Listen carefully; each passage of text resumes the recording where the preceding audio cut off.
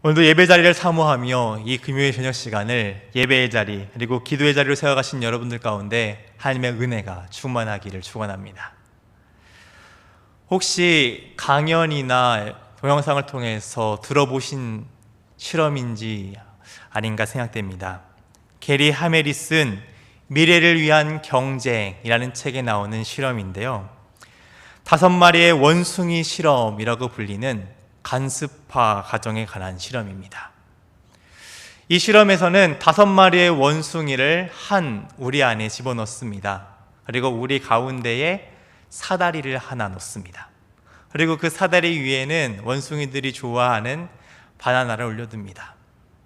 그럼 원숭이가 어떻게 행동하겠습니까? 바나나를 먹기 위해 사다리를 올라갑니다. 근데 이 실험은 그것을 막습니다. 한 마리의 원숭이가 사다리에 올라가려고 하면 그 벌로 모든 원숭이에게 차가운 물을 뿌립니다. 이것을 몇 번 학습하게 되면 원숭이들도 싫어하죠. 저 사다리에 올라가게 되면 그 벌로 차가운 물에 맞는구나 라는 것을 학습하게 됩니다. 그들의 그 무리 가운데 규칙이 되는 것이죠.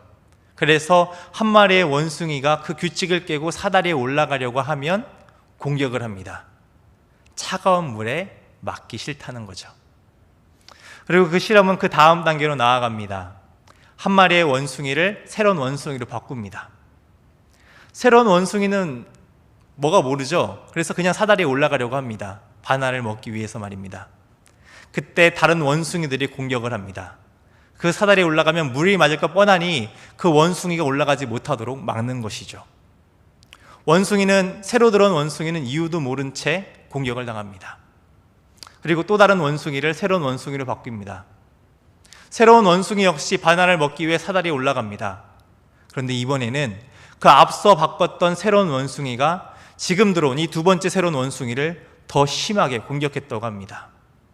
그 사다리에 올라가면 안 된다는 것을 더 적극적으로 표현했다는 것이죠. 그렇게 계속해서 우리 안에 있는 원숭이를 바꾸어 갑니다. 5마리 모두 새로운 원숭이로 바뀌었어도 그 누구도 그 어떤 원숭이도 사다리에 올라가려고 하지 않습니다. 올라가려고 할 때마다 공격을 당했기 때문이죠. 어떻게 보면 지금 있는 이 우리 안에는 그 차가운 물을 맞지 않은 원숭이들만 남아 있습니다. 사다리에 올라가면 차가운 물을 맞는다라는 그 벌을 모르는 원숭이들만 남아 있죠. 하지만 그 어떤 원숭이도 사다리에 올라가려고 하지 않습니다. 그것이 지금 이 우리 안에 원숭이들 가운데 있는 규칙이 되었고 관습이 되었기 때문입니다. 이 실험이 오늘 우리에게 주는 메시지가 있습니다. 이유도 모른 채 우리가 원래 그냥 하는 것이기 때문에 그냥 해야 된다는 그런 관습들에 대해서 한 번쯤은 고민을 해야 된다는 것이죠. 처음 세워진 목적과 이유는 사라졌습니다. 그저 그 관습을 지키기 위한, 그 규칙을 지키기 위한 법칙들만 남아있죠. 그렇게 공격을 하고 공격적인 겉으로 남긴 외양들만 남아있는 상황을 우리는 우리의 삶의 자리에서 종종 경험하게 됩니다. 그런데 그것이 일상적인 삶에서만 경험하는 것일까요? 아닙니다. 우리의 신앙생활에 있어서도 마찬가지라는 것이죠. 저는 청년 때 참 질문이 많은 청년이었습니다. 참 많이 궁금했죠. 왜 신앙생활을 하면서 이런 행동을 하며 이런 규칙들을 지켜야 하는지 머리로 먼저 이해를 해야만 했습니다. 그래서 제가 청년일 때 청년부 담당이셨던 목사님께 참 많은 질문을 했습니다. 귀찮을 법도 한데 그 목사님께서는 그때마다 참 친절하게 대해주셨습니다. 그거는 이렇기 때문에 이렇게 해야 하는 것이라고 설명해 주시기도 하고, 때로는 왜 그렇게 하는 것일까 함께 고민해 보자며 그 고민을 들어줬습니다. 저로서는 참 좋았죠. 이렇기 때문에 우리의 신앙생활은 이렇게 해야 되는 것이구나 라는 것을 배워가며 더 깊이 있게 하나님의 뜻을 배워갈 수 있었습니다. 그런데 다른 청년들에게는 제가 눈에 가시였나 봅니다. 왜 그런 질문을 하냐는 것이죠. 그냥 정해진 규칙대로 지켜왔던 그 관습대로 신앙생활을 하면 되지 뭘 그걸 굳이 캐물으면서 그렇게 신앙생활을 할 필요가 있냐는 것입니다. 때로는 따로 불러서 말로 하지 말라고 이야기도 하고 따가운 눈총으로 저의 그런 질문들을 막고는 했습니다. 근데 아마 여러분들 중에서도 그런 분들이 계실 것입니다. 지금 이 모든 신앙생활 가운데 왜 이렇게 해야 되는 것일까 궁금해하며 이해가 필요하신 분 말입니다. 그 이유를 잘 설명해 주면 좋겠는데 때로 이런 경험들을 겪게 되죠. 굳이 그것을 왜 묻느냐는 것입니다. 아멘으로 순종하고 따르면 되지 그렇게 묻고 질문하는 것은 믿음이 없는 것이라고 생각하는 사람들의 반응을 경험하게 됩니다. 사랑으로 그 안에 담긴 하나님의 뜻을 가르쳐주며 그렇기 때문에 우리의 신앙생활은 이렇게 해야 되는 것입니다 라는 것을 알려주면 참 좋겠는데 그것보다 더 중요한 것이 우리가 지켜왔던 신앙의 전통, 습관들이라는 것들을 전하는 사람들 때문에 참 가슴 아플 때가 있습니다. 과연 우리의 신앙생활은 그렇게 습관처럼 전통처럼 그저 있는 그대로를 따르면 되는 것일까요? 오늘 말씀은 선지자 스가랴가 환상을 본 지 2년이 흐른 시점의 이야기입니다. 본문 1절 말씀은 그 시점을 다리오 왕 제4년 9째 달 곧 기슬레월 4일로 기록하고 있습니다. 그때 한 무리 사람들이 예루살렘으로 찾아옵니다. 2절을 보면 그들은 여호와의 은혜를 구하기 위해서 찾아왔다고 합니다. 이들은 지금 자신이 궁금해하고 있던 그 질문을 물어보며 하나님께서 그 질문에 대해서 긍정적으로 답해 주시길 바라며 그 은혜를 구하며 지금 예루살렘으로 찾아온 것입니다. 그들이 가져온 질문은 오늘 본문 말씀 3절에 기록되어 있습니다. 본문 말씀 3절을 함께 보시겠습니다. 만군의 여호와의 전에 있는 제사장들과 선지자들에게 물어 이르되 내가 여러 해 동안 행한 대로 5월 중에 울며 근신하리이까 하매. 이 질문을 이해하기 위해서 우리는 이스라엘의 역사를 먼저 살펴볼 필요가 있습니다. 3절에 언급된 5월은 이스라엘에게 있어서 참 슬픈 기억이 있는 달입니다. 열왕기하 25장 8절에서 9절을 보면 느부갓네살 왕 9째 해 5월 7일에 예루살렘이 불탄 사건이 기록되어 있습니다. 이스라엘 사람들은 이 사건으로 말미암아 예루살렘 성과 그리고 성전이 파괴되는 것을 경험합니다. 그래서 그것을 슬퍼하며 이 5월에 금식을 했다는 것이죠. 그런데 지금 상황이 많이 바뀌었습니다. 성전이 완공되어 가고 70년의 포로 생활이 끝나는 시점에 있다는 것이죠. 다시 말해 지금 이 모든 상황들이 바뀌어 갔는데 그때를 기억하며 우리가 계속해서 지켜왔던 대로 여러 해 동안 지켜왔던 대로 금식을 할 필요가 있는가라는 그 질문이 생겼던 것이죠. 이스라엘은 하나님 앞에 범죄했습니다. 그래서 성전이 파괴당하고 그리고 바벨론 포로로서 70년간 포로 생활을 하는 것을 경험하게 되죠. 오늘 말씀에 언급된 그 5월의 금식도 이 70년의 포로 생활 동안 지켜왔던 전통입니다. 또한 5절의 말씀 속에서 다른 금식이 언급되고 있죠. 7월의 금식입니다. 이 7째 달 금식은 예레미야 41장 1절에서 3절에 기록된 그 사건을 기념하며 지켰던 금식입니다. 바벨론 사람들에 의해 예루살렘을 파괴당하죠. 그리고 그 당시 왕이었던 시드기야 왕이 끌려가게 됩니다. 그리고 예루살렘에는 총독 그달랴가 세워집니다. 그런데 그가 암살을 당하고 말죠. 그 사건을 기념하며 금식했던 것이 7째 달의 금식입니다. 그러니까 이스라엘 민족은 이 70년의 포로 생활 동안 그 아픔의 역사를 기념하며 금식을 지켰다는 것이죠. 70년, 휘스로도 긴 시간입니다. 하지만 말씀 속에서는 아주 긴 시간 동안 어떻게 보면 이들의 삶의 자리에서 신앙의 전통, 오랜 간습이 된 이 신앙생활에 대해서 한번 고민해 보자는 것이죠.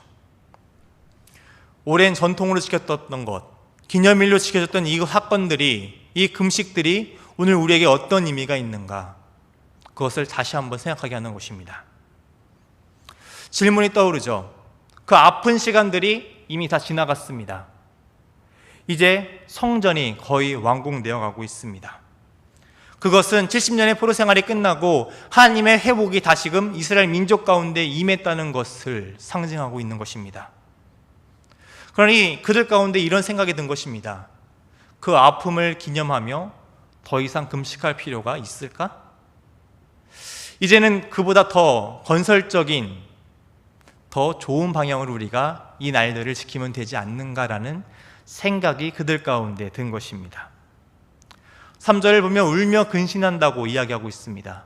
그러니까 아주 슬퍼하며 탄식하며 그날 동안은 음식을 금하고 아주 애통했다는 것이죠. 근데 더 이상 그럴 필요가 있을까라는 생각이 든 것입니다. 성전이 완공되어 가는데 이제 다시금 하나님의 임재가 이곳 가운데 임할 것인데 기쁨의 날이 아닌가, 슬퍼할 필요가 있는가라는 질문을 하러 온 것이죠. 여러분이 생각하시기엔 어떠십니까? 이들의 질문에 공감이 가지 않으신가요? 심판의 시간이 끝났죠. 회복을 경험하며 다시금 하나님이 다스리시는 그 나라를 경험하는 이 시점에서 그 아픔을 기억할 필요가 있냐는 그들의 질문에 우리도 공감이 갈 것입니다. 예수님께서도 그 당시 금식에 관한 논쟁을 할 때 마태복음 9장에서 이렇게 말씀을 하십니다. 마태복음 9장 15절의 말씀입니다. 예수께서 그들에게 이르시되 혼인집 손님들이 신랑과 함께 있을 동안에 슬퍼할 수 있느냐? 그러나 신랑을 빼앗긴 날이 이르리니 그때에는 금식할 것이니라. 어떻게 보면 지금 이스라엘 민족, 포로 생활이 끝난 지금 이 이스라엘 민족에게 있어서 이날은 혼인집에 신랑과 함께 있는 날과 같다는 것이죠. 기쁨의 날입니다. 슬퍼하며 금식할 필요가 없다는 것이죠. 파괴되었던 성전이 복구되고 포로 생활이 끝난 이 기쁨의 날, 기쁨의 잔치를 해도 되지 않겠냐는 생각이 들었기 때문에 하나님께 질문을 하러 온 것입니다. 이 질문 언뜻 공감이 갑니다. 우리도 신앙생활에 있어서 여러 상황 속에 있어서 바뀌어야 되는 것들이 있죠. 그럴 때 우리는 그 상황에 맞춰서 바꾸어 갑니다. 지금 이들의 전통도 역시 전통이니까 바꾸어 갈 수 있다고 생각할 수 있습니다. 그런데 이어지는 하나님의 말씀을 보면 그들이 기대하고 있는, 우리가 생각하고 있는 반응이 아닌 것을 볼 수 있습니다. 긍정적인 반응이 아니죠. 오늘 말씀의 표현대로 하나님의 은혜를 구하러 왔지만 전혀 다른 말씀을 하고 계십니다. 그들이 묻지도 않은 7월의 금식을 이야기하시며 오히려 질문을 한 그들에게 대묻고 계시죠. 본문 5절의 말씀입니다. 온 땅의 백성과 제사장들에게 이르라. 너희가 70년 동안 5째 달과 7째 달에 금식하고 애통하였거니와 그 금식이 나를 위하여 한 것이냐. 하나님께서는 지금 보다 본질적인 질문을 하고 계십니다. 누구를 위하여 그런 신앙생활을, 그런 전통을 지켜왔냐는 것입니다. 물론 그들의 시작은 이러했을 수 있습니다. 자신들의 죄로 인해 하나님의 임재가 거하는 그 성전이 무너짐을 애통하며 슬퍼하며 금식했을 수 있죠. 회개하며 그들은 금식했을 것입니다. 근데 오늘 하나님의 반응을 보면 그런 처음 마음은 온데간데 없이 사라지고 그저 습관처럼 여러 해 동안 지켜왔던 그 전통처럼 금식을 해왔다는 것입니다. 점점 포로 생활을 하게 되면서 지치게 되죠. 도대체 언제쯤 이 포로 생활이 끝내게 될까? 또다시 5월이 오고 7월이 왔네. 그러니 금식을 해야지. 이 애타는 생활들 어떻게 하면 좋을까? 그렇게 자신들의 신세를 한탄하며 자기의 연민에 빠져 울며 탄식하는 시간들로 바뀌었다는 것입니다. 그동안은 성전이 있었으니까 자신들은 하나님께 선택받은 백성이라 괜찮다며 자기 위안을 받았던 그들이 지금도 동일하게 자기 연민에 빠져 자기 중심적인 생각을 하며 금식을 해왔다는 거죠. 신앙의 형태만 남았다는 말씀입니다. 이 하나님의 대답, 이 5절의 말씀은 우리의 삶을 그리고 우리의 예배를 되돌아보게 하는 답변입니다. 우리의 예배는 과연 하나님을 위한 것입니까? 우리의 삶은 하나님을 위한 삶입니까? 아니면 우리의 삶은 나를 위한 예배이며 나를 위한 삶이었습니까? 이것들을 질문하며 오늘 우리를 점검해 보게 되는 답변이라는 것이죠. 예배는 하나님께 영광을 올려드리며 하나님을 경배하는 시간입니다. 찬양을 통해 오늘 우리에게 베풀어 주신 그 하나님의 은혜에 감사하며 영광을 올려드리는 입술의 고백을 드립니다. 기도를 통해 하나님의 뜻을 구하며 우리의 생각과 뜻을 내려놓고 그 모든 것에 하나님의 뜻에 맞추며 하나님의 사람으로 살아가겠다는 순종을 고백하게 됩니다. 말씀을 통해 우리는 하나님의 뜻이 어디에 있는지를 깨닫게 되며 그 말씀을 우리의 삶으로 살아감으로써 순종의 삶을 살아가게 됩니다. 이 모든 것들은 그 중심에 하나님이 계십니다. 하나님이 중심이 되어야 된다는 것이죠. 그런데 우리들의 마음 가운데 그렇지 못한 마음이 자꾸 든다는 것이 문제입니다. 창세기에 있었던 그 가인의 마음이 자꾸만 우리 마음속에 파고들어와 하나님을 소외시킨다는 것입니다. 가인은 예배를 드립니다. 하지만 하나님께서 받지 않으시죠. 그럴 때 가인은 어떻게 행동합니까? 가인의 행동이 창세기 4장 5절에 기록되어 있습니다. 가인과 그의 제물은 받지 아니하신지라 가인이 몹시 분하여 안색이 변하니. 지극히 자기 중심적인 반응을 보이고 있죠. 화를 내며 언짢아 합니다. 자신의 예배를 받지 않으시자 하나님께 화를 내죠. 그리고 그 화를 자신의 동생에게 풉니다. 무엇을 잘못했는지 알지 못합니다. 아니, 그 잘못한 이유를 하나님과 타인에게서 찾습니다.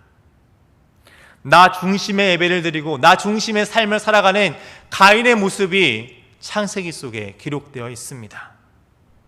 그런데 때로 우리의 신앙생활이, 우리의 예배가, 우리의 삶이 그 가인의 모습을 뒤따른다는 것이 문제입니다.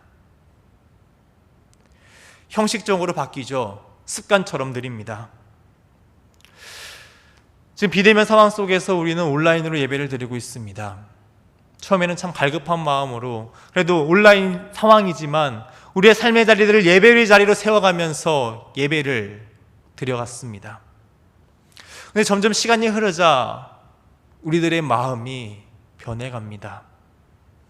시간이 되어서 예배를 틀어놓고 시청을 합니다.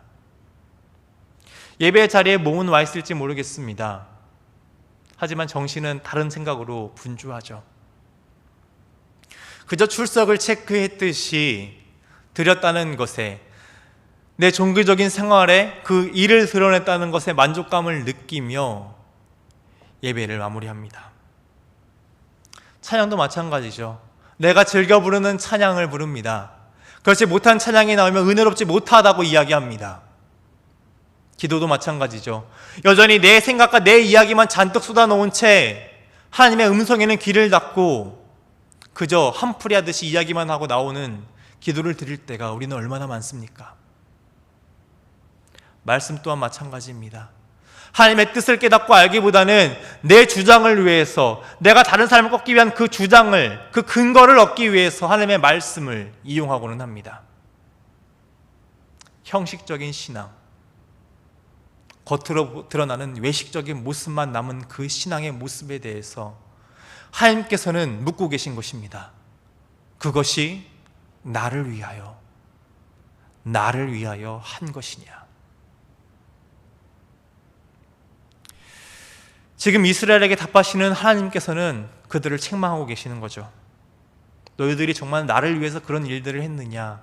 그 금식을 알고 절기를 지킨 모든 예배들이 정말 하나님을 위한 것이냐라고 묻고 계신 것입니다. 그러면서 6절의 말씀으로 답하시죠. 나를 위해 먹고 마셨던 것처럼 그런 금식과 절기를 지켰던 모든 종교적 형태가 너희들을 위한 것은 아니었냐고 묻고 계신 것입니다. 내 뜻, 그 하나님의 뜻은 사라진 지 오래고 자신들의 만족과 유익을 추구하기 위해서 예배를 드렸던 것은 아니냐고 하나님께서 꾸짖고 책망하고 계신 것이죠. 백성들은 먹고 마실 때 하나님께 관심이 없었습니다. 그저 자신들의 일로서 자신들의 만족을 채우기 위해서 그 모든 일들을 했습니다. 금식도 마찬가지였던 거죠. 그 모든 삶의 자리에 있어서, 심지어 신앙의 그 자리에 있어서도 그들은 자기의 만족을 위해서 그 모든 것들을 행했다는 것입니다. 하나님의 자리는 없었습니다. 하나님을 위한 것들은 하나도 없었습니다. 그저 형식적인 신앙의 모습만 남아왔고, 그 겉모습마저도 자신들의 만족을 얻기 위해서 어떻게 하면 버릴 수 있을까, 바꿀 수 있을까 고민하며 지금 하나님께 찾아와서 질문을 하고 있는 것입니다.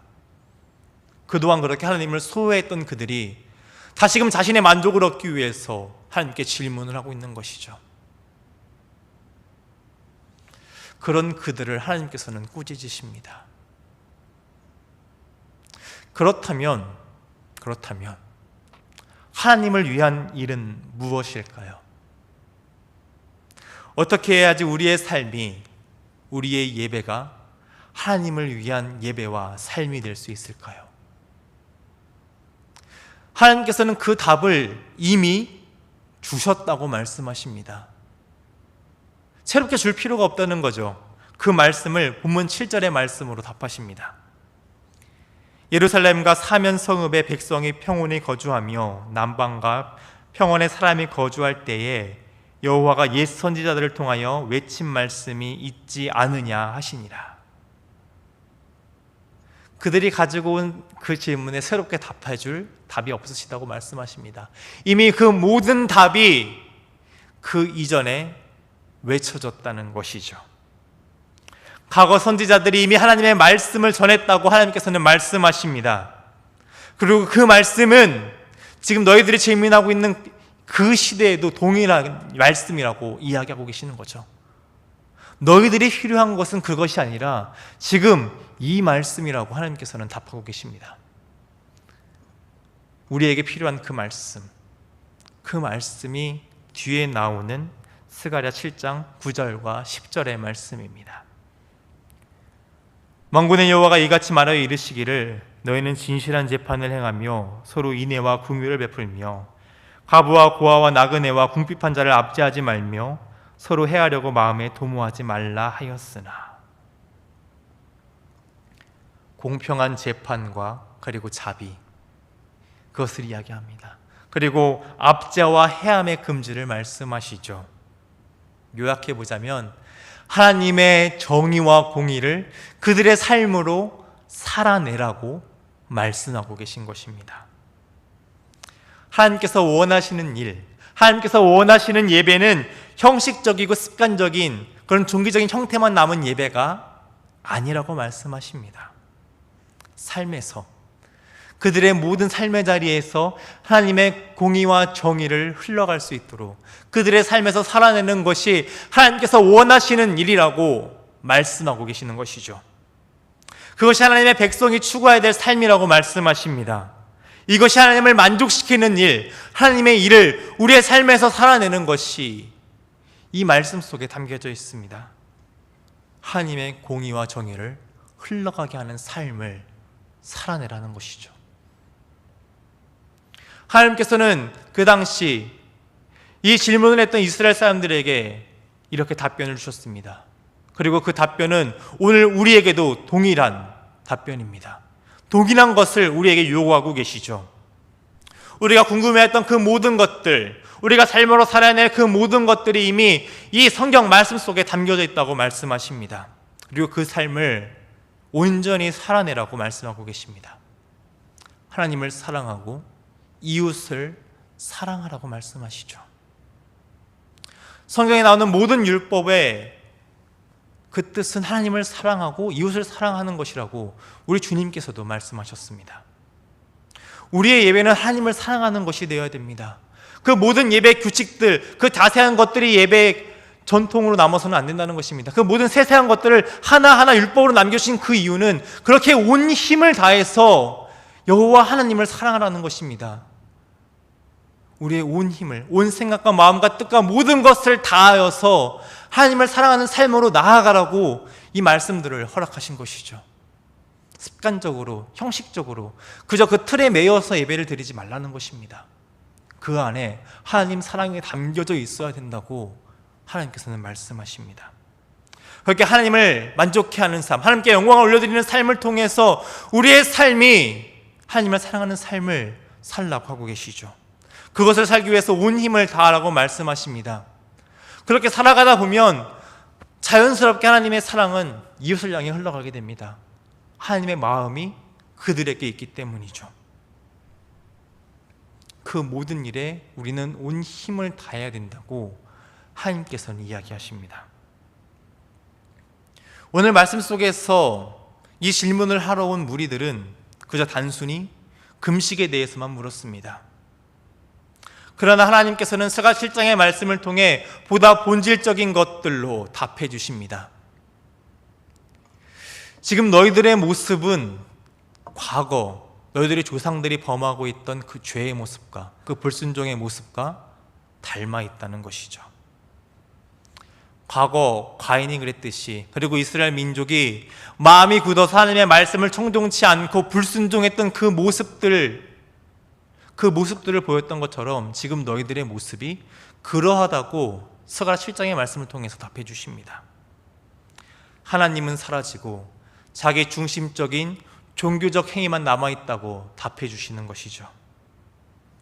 그것들을 만족시키기 위해, 자신들의 그 만족을 채우기 위해 하는 그 모든 행동들을 되돌아보라고 하나님께서는 답해 주십니다. 자신의 만족을 위해 죄를 범하며 불순종을 걸었던 그 조상들의 길을 걷지 말라는 것이죠. 여러분, 반복되는 코로나 상황 속에서 많이 지치셨을 것입니다. 계속 상황들이 어렵죠. 비대면으로 상황들이 계속 진행되고 있습니다. 그러다 보니 어느새 우리들의 마음도 지쳐갑니다. 처음 집합금지가 내리고 대면 예배를 허락하지 않았을 때 우리의 마음이 어떠셨나요? 안타까우셨을 것입니다. 함께 모여서 예배드리지 그 못함을 울며 기도함으로 예배의 자리를 더 사모하는 마음들이 그 시간들 속에서 있었습니다. 함께 예배드리지 못함을 안타까워했죠. 다시 모여서 예배드렸을 때 여러분 어떠셨습니까? 감격에 넘쳐서 이렇게 우리가 한 자리에 모여서 함께 예배드리고 찬양하며 그 은혜를 하나님께 고백하는 그 시간들 속에서 우리는 눈물을 흘렸습니다. 너무나 소중한 것들을 경험했습니다. 여러분, 그 마음을 잃지 마시기 바랍니다. 그저 습관처럼 시간이 되었으니까 다른 모든 방송을 시청하듯이 예배를 시청하지 마시기 바랍니다.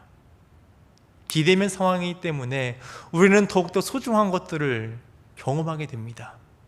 그동안 소홀했던 자리들이 있죠. 우리들의 삶의 자리를 예배의 자리로 세워가야 됨에도 우리는 소홀했습니다. 근데 우리는 이 비대면의 상황 속에서 그 소홀했던 삶의 자리들을 예배의 자리로 세워나가는 은혜를 경험하게 되었습니다. 여러분, 지금 이 시간 좌절하고 낭망하고 지친 시간들이 아니라 오히려 믿음의 도전을 받고 믿음의 시간들로 세워나가는 은혜가 우리 가운데 있어야 합니다. 또 오랜 신앙생활 통해서 습관처럼 그렇게 삶을 사시는 분도 계실 것입니다. 습관이 되어서 규칙이 되었다면 잘못된 것이죠. 하지만 자연스럽게 우리의 삶이 되어서 습관이 된 신앙생활들도 있습니다.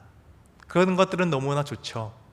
시간이 되어서 정말 전심을 다해서 하나님께 기도의 자리를 찾는 그 바른 신앙생활의 습관들, 하나님을 구하며 하나님께 나아가는 그 바른 생활들은 오히려 우리를 영적으로 건강하게 만듭니다. 그 안에 담긴 마음이 하나님으로 가득 찼기 때문이죠. 이와 같이 우리는 건강한 습관을, 건강한 신앙생활들을 해나가야 됩니다. 더욱더 그 안에 하나님으로 채워가야 됩니다. 더 뜨겁게 하나님을 사랑해야죠. 오늘보다 내일, 지금보다 그 앞으로 있을 그 모든 시간들 가운데 우리들의 신앙은 더욱더 깊어져야 됩니다. 더욱더 뜨겁게 하나님을 사랑해야 됩니다. 그렇게 우리의 삶은, 우리의 예배는 온전히 하나님을 위한 것이 되어야 합니다. 이것은 100% 전심을 다해야 되는 일입니다. 자꾸만 아주 작은 퍼센트이지만 다른 것에, 내 만족과 세상의 것에, 그것들에 여지를 두어서는 안 된다는 것이죠. 그것은 불순종과 다를 바 없습니다. 온전치 못한다는 것입니다. 오늘 말씀을 통해 우리는 우리의 신앙생활을, 우리의 예배를, 그리고 우리의 삶의 자리들을 점검해 봐야 됩니다. 습관처럼 아무런 의미 없는 행동들, 종교적 활동으로 우리의 삶을 마무리해서는 안 된다는 것이죠. 자기 위안으로 신앙생활을 하면 안 된다는 것입니다. 하나님께서는 이 당시 이스라엘 백성에게 요구했던 삶을 동일하게 오늘 우리에게도 요구하십니다. 우리의 삶은 주께 묶인 삶이 되어야 됩니다. 모든 것이 하나님을 위한 삶이 되어야 하죠. 우리의 모든 삶의 자리들은 하나님을 위한 삶의 자리가 되어야 됩니다. 우리의 모든 예배는 하나님을 위한 예배가 되어야 됩니다. 하나님께서는 오늘 그 삶을 살아내라고 우리에게 말씀하고 계십니다.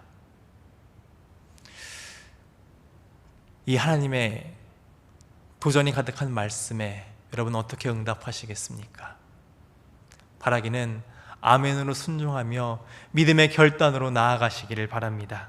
그렇게 모든 삶의 자리에서 하나님을 위한 삶을 살아가며 우리의 모든 예배가 온전히 하나님께만 영광을 돌리며 하나님 중심으로 채워가는 믿음의 사람들이 되시기를 주님의 이름으로 축원합니다.